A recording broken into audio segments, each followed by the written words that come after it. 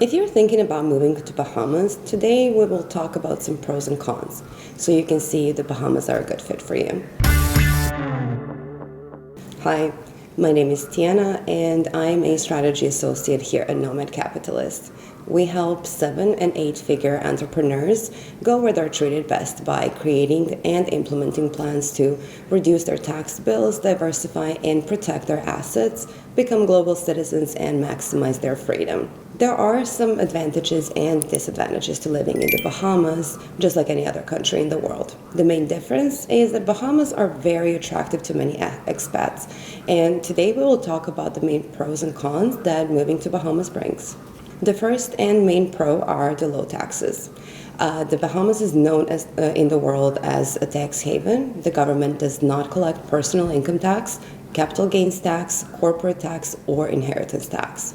In addition, the value-added tax on the goods and services is relatively low, and basic necessities like milk, bread, for example, are exempt from VAT. The second pro would be the beautiful natural environment. The Bahamas is made up of 700 islands, cays and rocks sprinkled over 100,000 miles of some of the most pristine turquoise waters in the world. The islands thus play host to some of the world's great natural wonders, including coral reefs, underground caves, impressive rock formations, and a variety of flora and fauna. Living in the Bahamas does give you the unlimited access to fishing, snorkeling, beaches, swimming, and diving. Third item that can be very important for some people is the good weather. If sunshine is something that you're after, the Bahamas, it might be just the place for you. On average, the island does see at least 300 days of sunshine each year, and temperatures are anywhere from 70 to 78 Fahrenheit in winter and 80 to 85 in summer. And while Bahamas is technically in a high-risk zone for hurricanes, the storms rarely make landfall on the islands and typically pass west or south of the country. 4, very important, is that English is the national language. So being the official language of the Bahamas does make the transition to the island life much simpler for expats than in some other countries. Public, private, and international schools all offer classes primarily in English. And of course, the way English is spoken does vary from country to country. So like we know, there's a big difference between the American and the British dialect. However, it will be much easier to make the transition to moving to another place. Even though there are some pros that does sound very good, there are some cons. So we will be listing some of the most important ones so you can make a sound decision when you decide to move there. The first one would be the high cost of living. As we have mentioned already, the cost is usually a little bit higher than in Canada or the US. So you should be prepared to pay a lot more for basic lifetime necessities like clothing, groceries, and the location and the type of the home that you choose will impact the cost of living as well. So some of the luxury homes, family homes, can be quite pricey.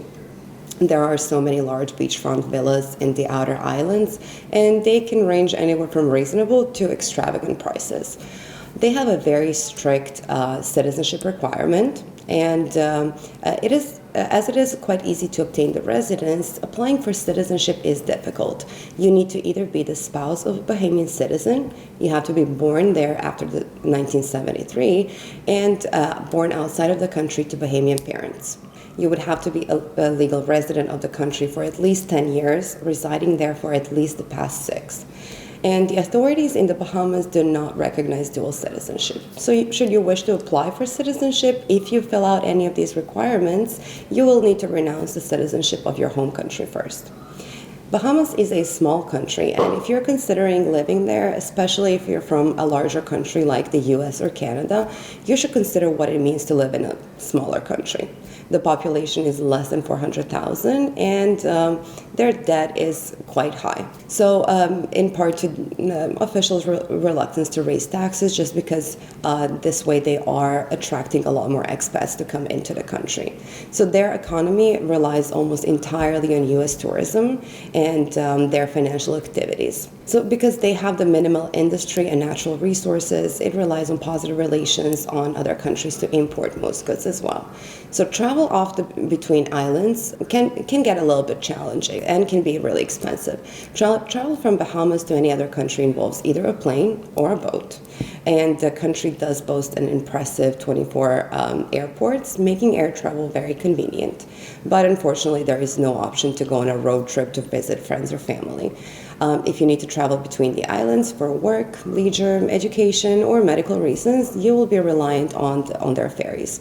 They do offer transportation between the country's populated islands, or you can use Bahamas Air or a private airline.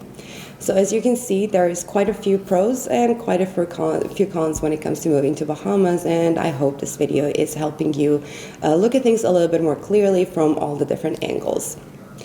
If you want to learn more about Bahamas and living there, you can visit our website, nomadcapitalist.com. And while you're there, if you need our assistance when it comes to creating your holistic plan, you can hit the apply button. In addition, we are preparing our new Nomad Capitalist Live. And if you would want to be on the wait list and be the first to know any details about it, please join and subscribe to the wait list, and you will get to know where our next Nomad Capitalist Live is.